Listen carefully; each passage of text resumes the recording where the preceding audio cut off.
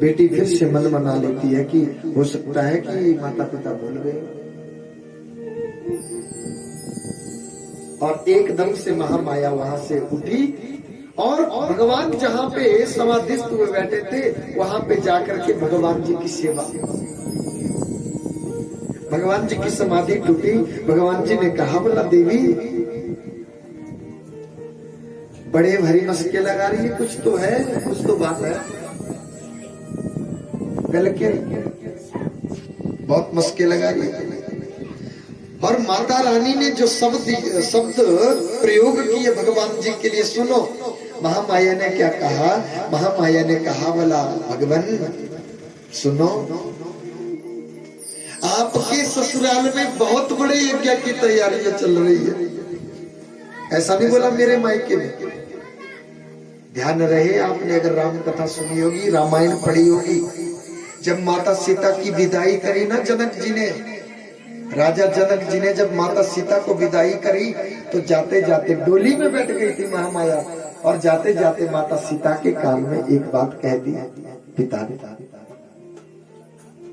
बोला बेटा वैदेही, अरे जानकी बेटा, अगर तुझे अपना सुखमय जीवन व्यतीत करना होगा ना अपने ससुराल में जाकर के, तो मेरा पुत्र जाकर के कभी अपने मायके की बड़ाई ना करना, बस तुम्हारा जीवन सुख में व्यतीत हो जाएगा। चलते चलते कान में कह दी, बोला अपने मायके की बड़ाई। ये नहीं बोलना कि मेरा भाई एड़ा, मेरा एड़ा, जो इतने इतने इतने, ये थी क्या बंगाली है? नहीं, मायके की बड़ाई कभी नहीं करना बेटा। और माता ने आज भगवान जी के लिए जो शब्द प्रयोग किए, बोला प्रभु आपके ससुराल में बहुत बड़े यज्ञ की तैयारियां चल रही है, और इस बहाने में अपने माता पिता और अपनी बहनों से भी मिलकर के आ जाऊंगी, चलो हम भी चले। भगवान जी ने मना कर दिया, बोला नहीं देवी हम नहीं जाएंगे। क्यों क्यों नहीं जाएंगे? बोला हमें तो बुलाया ही नहीं, वहां से बुलावा ही नहीं आया हमें। असन्युंद्र नहीं जाना की यहाँ। बोला प्रभु आप ही तो कहते थे कि गुरु के घर में, माता पिता के घर में, देव दरबार में और मित्र के घर में, ये 4 जगह। कौन कौन जगह? गुरु, माता पिता, मित्र और देव दरबार। इस जगह पे कभी किसी को बुलाने की जरूरत नहीं होती। इन 4 जगहों से बुलावा नहीं ढूंढना चाहिए कि ये बुलाएंगे तो हम जाएंगे। यहाँ पे बिना बुलावे चले जाते हैं। भगवान आप ही तो मुझे बोलते थे, और आज आप ही रोक रहे हैं कि आज हमने नहीं जाना, हमें बुलाया नहीं है। जब इतना माता रानी ने कह दिया, पर क्या हुआ? इन 4 जगहों पे तुम जाओ जरूर, लेकिन रिक्त हस्तम न गच्छेत। इन्हीं 4 जगहों पे कदापि रिक्त हस्त, खाली हाथ ना गच्छेत, कभी नहीं जाना चाहिए खाली हाथ। बोले 4 जगहों पे, ना गुरु जी के घर में खाली हाथ जाओ, ना भगवान जी के दरबार में खाली हाथ जाओ, माता पिता के यहाँ जा रहे हैं वहां भी खाली हाथ ना जाओ, और मित्र के यहाँ जा रहे हैं तो खाली हाथ ना जाओ। आपको मालूम होगा, आपने सुनी होगी कथा कि जब सुदामा भगवान श्री कृष्ण अरे द्वारिकाधीश से मिलने चले थे तो मांग करके कुछ लाए थे, 4 मुट्ठी चावल मांग करके लाए थे, लेकिन भंडारा साथ में ले गए थे। इन 4 जगहों पे कदापि खाली हाथ नहीं आते। आज माता ने जब ऐसा कह दिया तो माता को भगवान जी ने आज कह दिया, बोला अरे देवी तुम्हारे पिता ने हमारे साथ ऐसा ऐसा अभद्र व्यवहार किया। आज भगवान जी को कहना पड़ा। अच्छा, माता फिर भी जिद ठान ली, बोला जाना ही है, हमने तो जाना ही है। बोला मैं नहीं जाऊंगा, तो मैं ही चले जाऊंगा, तुम जाओ।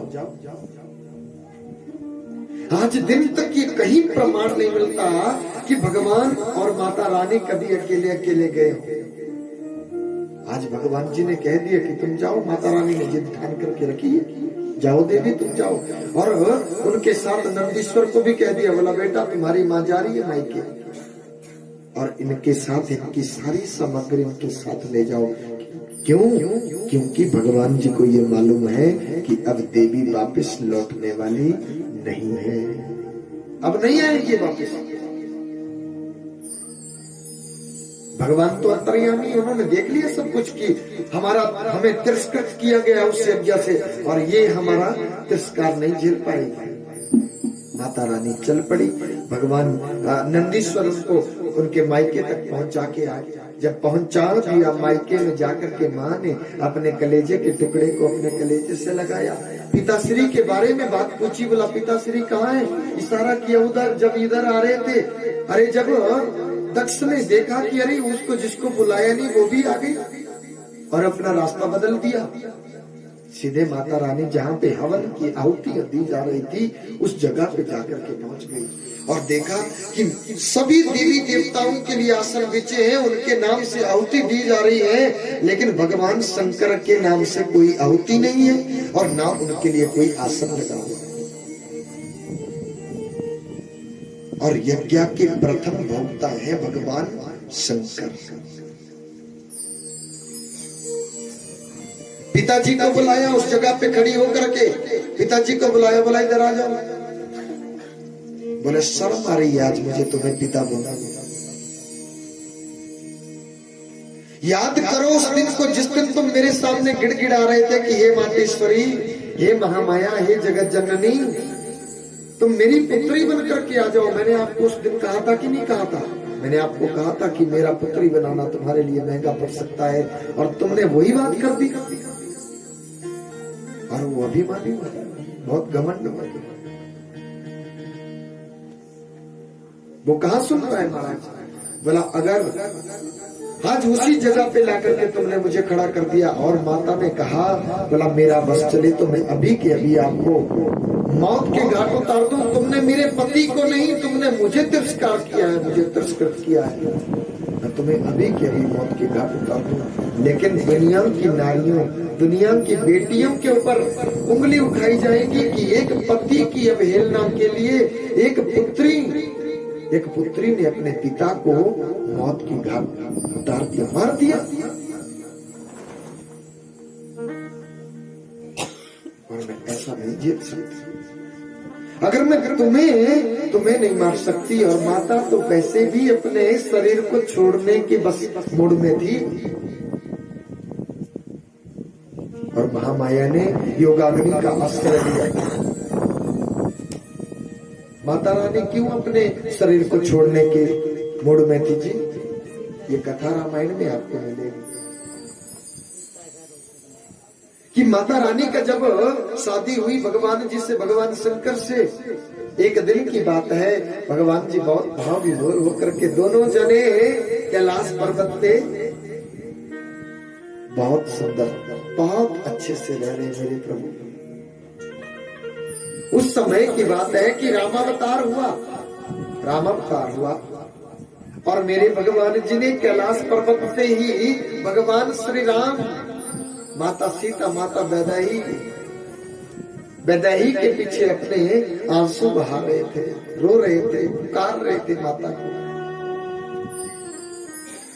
हाय सीते सीते तुम कहाँ हो?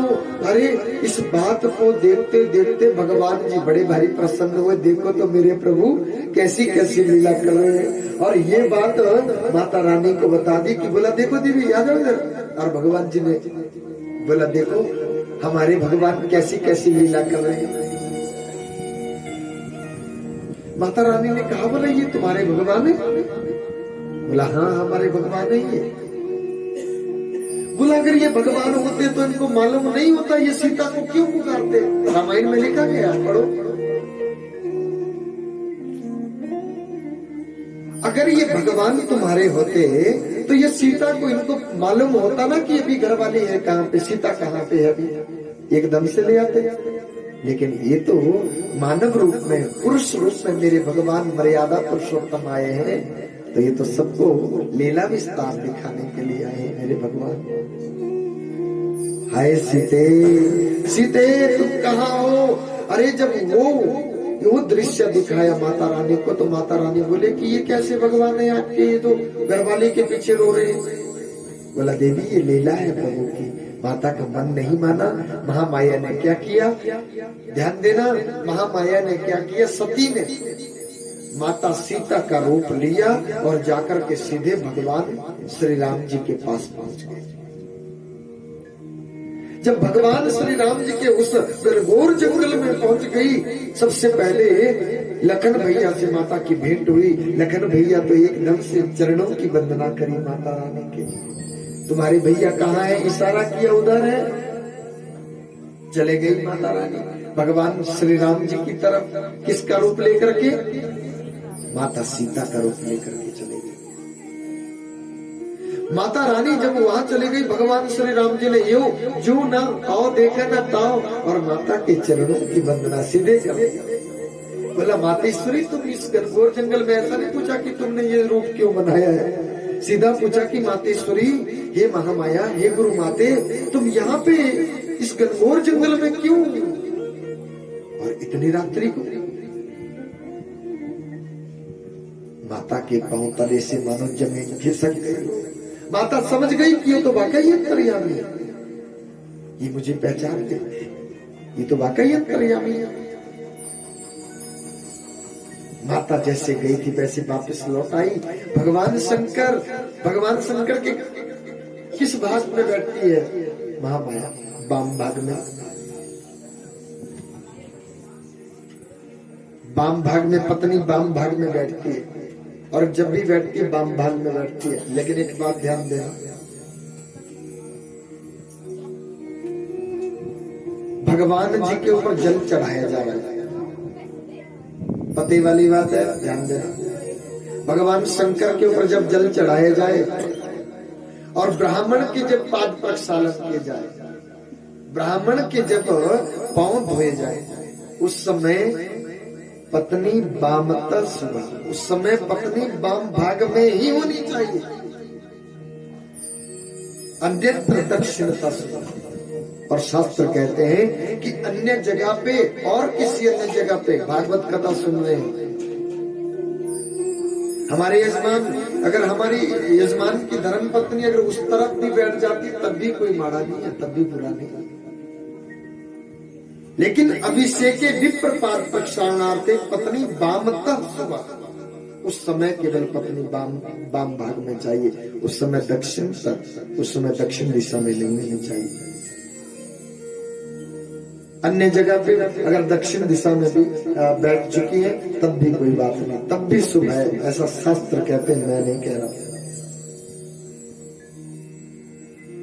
माता रानी ने जब, अरे भगवान जी ने क्या किया कि वाम भाग में बैठती महामाया, वहां से उनका आसन उठाया और अपने समक्ष रख दिया, क्योंकि भगवान जी ने देख लिया कि ये तो हमारी गुरु माता का रूप लेकर के हमारे भगवान जी के पास चले गए। अब हम इसी में पत्नी भाव को कैसे प्रकट करें? त्याग दिया, पत्नी भाव को ही त्याग दिया भगवान जी ने, भगवान शंकर ने, कि आज के बाद तुम मेरी पत्नी नहीं, तुम तो मेरी गुरु माता का रूप लेकर के मेरे भगवान जी के पास गई थी। और तब जाकर के भगवान जी को अपना पति रूप में ही महामाया देखना चाहती है और किसी रूप में नहीं देखना चाहती। इसीलिए भगवती माता अपने शरीर को छोड़ना चाह रही है, फिर से तपस्या करेगी। और जाकर के सीधे योगाग्नि का आश्रय लिया महामाया ने। उस हवन कुंड के बाहर खड़ी होकर के माता ने योगाग्नि का आश्रय लिया और अपने शरीर को धो करके जला डाला, धू करके जला डाला। ये वृतांत जाकर के भगवान शंकर को सुना दिया। वो तो बहुत अतिसार प्रेम करते हैं महामाया से। भगवान शंकर को जब ये वृतांत सुनाया, अपनी जटा से एक लौ ली, नीचे जैसे फोड़ी, वीरभद्र नामक की उत्पत्ति हुई, वीरभद्र गण की उत्पत्ति हुई और उनको आदेश किया कि विध्वंस कर दो, जाकर के दक्ष प्रजापति के समस्त यज्ञ को विध्वंस कर दो। और जाकर के पूरे यज्ञ को विध्वंस करके और दक्ष प्रजापति के सर को धड़ से अलग कर दिया। दक्ष प्रजापति के सर को धड़ से अलग कर दिया। हाहाकार मच गया महाराज वहां पे।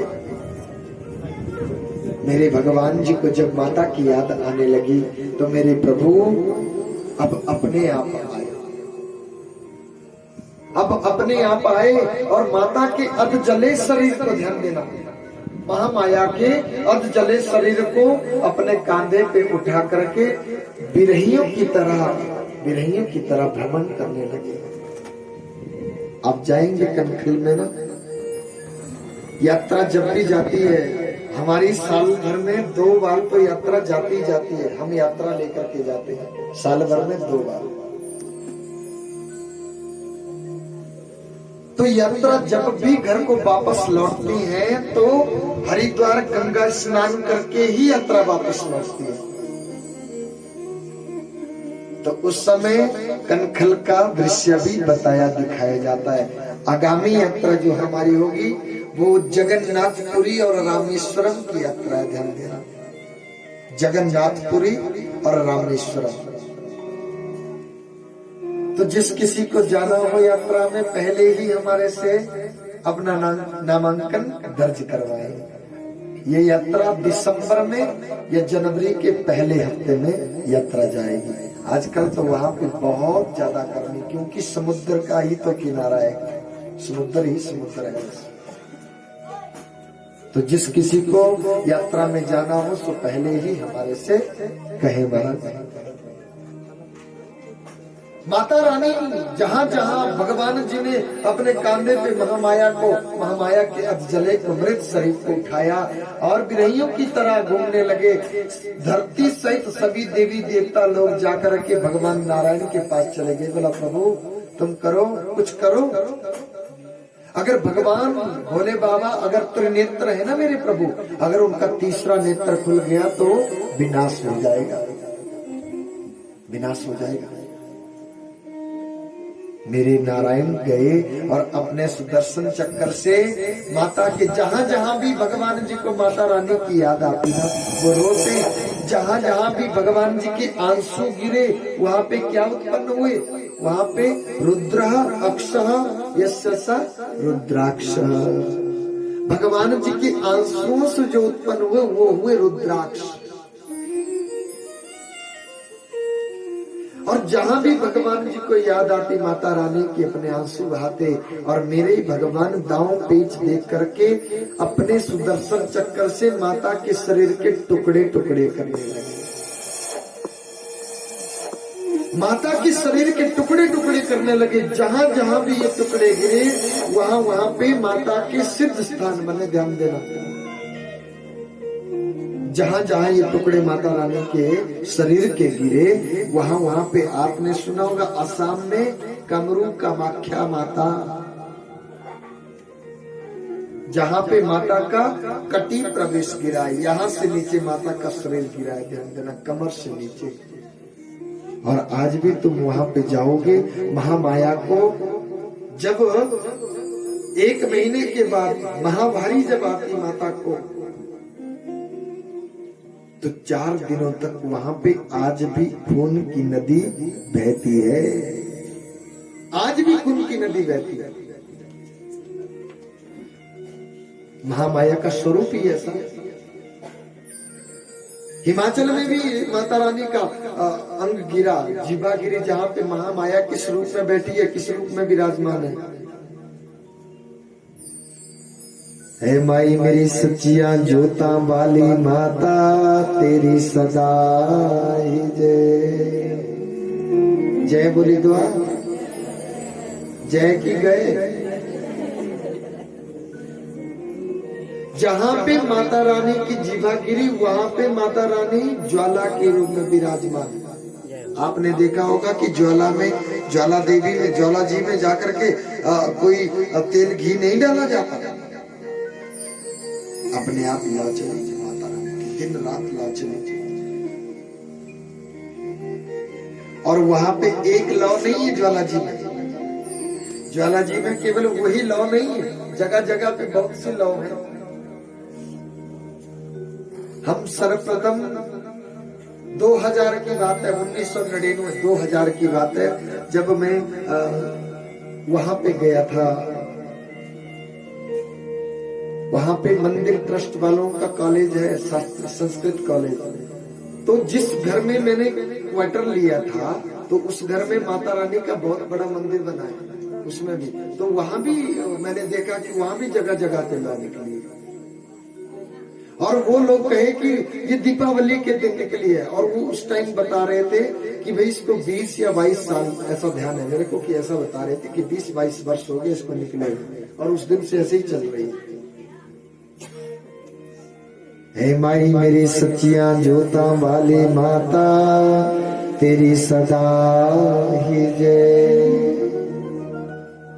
माताएं बहनें गाती ना कि नैन तेरे मां नैना देवी, है ना, कि जहां जहां पे ये टुकड़े माता के शरीर के गिरे वहां वहां पे 52 सिद्ध पीठों की गणना की गई है भागवत में। 52 सिद्ध पीठों की, और देवी भागवत और शिव महापुराण में 108 सिद्ध पीठों की गणना की गई। 108 सिद्ध पीठ, जहां जहां भी ये टुकड़े गिरे। अब माता इस शरीर को त्याग दी, और अब माता हिमालय के घर में हिमालय की पुत्री बन करके आएगी। प्यारी लग दियो मिंजो ज्वाला माई, प्यारी लग दियो मिंजो माई, प्यारी लग दियो मिंजो, प्यारी लग दियो मिंजो ज्वाला माई, प्यारी लग दियो मिंजो ज्वाला माई, प्यारी लग दियो मिंजो ज्वाला ज्वाला महामाई मैया, ज्वाला महामाई, ज्वाला महामाई मैया, ज्वाला महामाई मैया, ज्वाला महामाई, ज्वाला महामाई मैया, ज्वाला महामाई। नवरात्र चल रहे, महामाया के नवरात्र चल रहे, तो भगवान जी का महामाया को वरदान है कि देवी कलियुग में तो मेरे से ज्यादा तुम्हारे भगत होंगे। भगवान नारायण ने उनको वरदान दिया है कि देवी कलियुग में मेरे से ज्यादा भगत तुम्हारे होंगे, और नारियों को ही बताई गई है देवी की पूजा। नारियों को देवी की पूजा बताई जा रही है। नवरात्रे की सुबेला राम नवमी है। तो आइए अपने भागवत श्रद्धा के साथ भगवती माता के भजन को बड़े भाव से गाइए। ज्वाला महामाई मैया, ज्वाला महामाई, ज्वाला महामाई मैया, ज्वाला महामाई, प्यारी लग दियो मिंजो ज्वाला महामाई, प्यारी लग दियो मिंजो ज्वाला महामाई, प्यारी लग दियो मिंजो ज्वाला महामाई, प्यारी लग दियो मिंजो ज्वाला महामाई।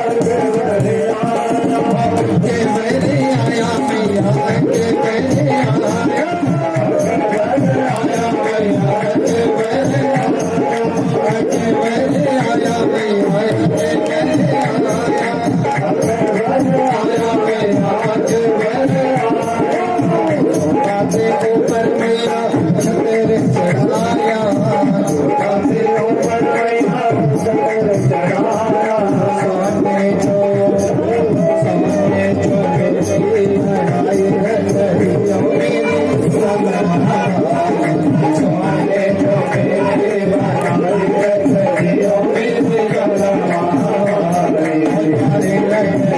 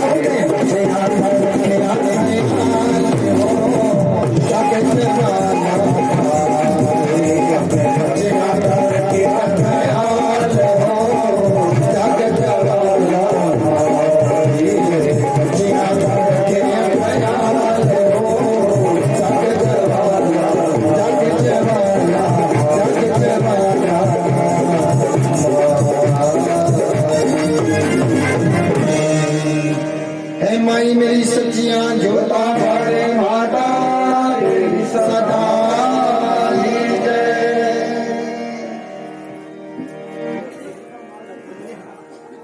मानो अब मैया हिमालय की पुत्री बन करके आएगी और मैना की पुत्री बन करके आएगी।